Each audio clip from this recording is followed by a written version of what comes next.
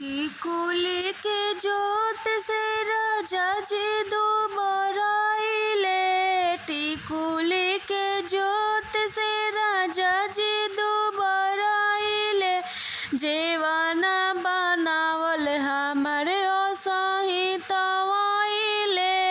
जेवाना बनावल हमर ओसाही तवाइले।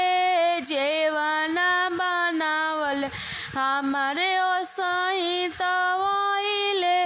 टिकुली के जोत से राजा जी दुबराइले।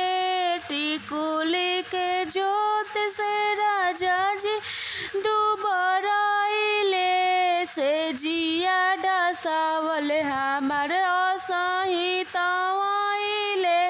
से जिया डसावल हमार ओसाही तवाइले। से जिया डसावल हमार ओसाही तवाइले। टिकुली के जोत से राजा जी दुबराइले।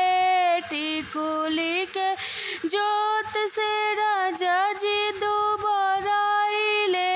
चायावा बनावल हमर ओसाही तवाइले।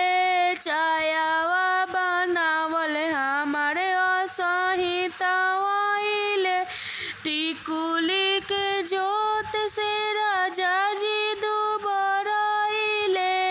टिकुली के जोत से राजा जी दुबराइले।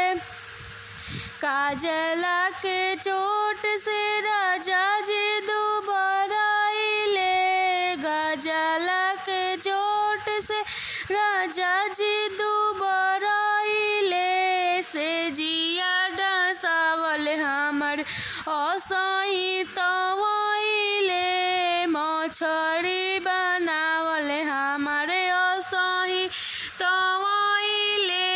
मछरी बनावल हमर ओसाही तवाइले। टिकुली के जोत से राजा जी दुबराइले। टिकुली के जोत से राजा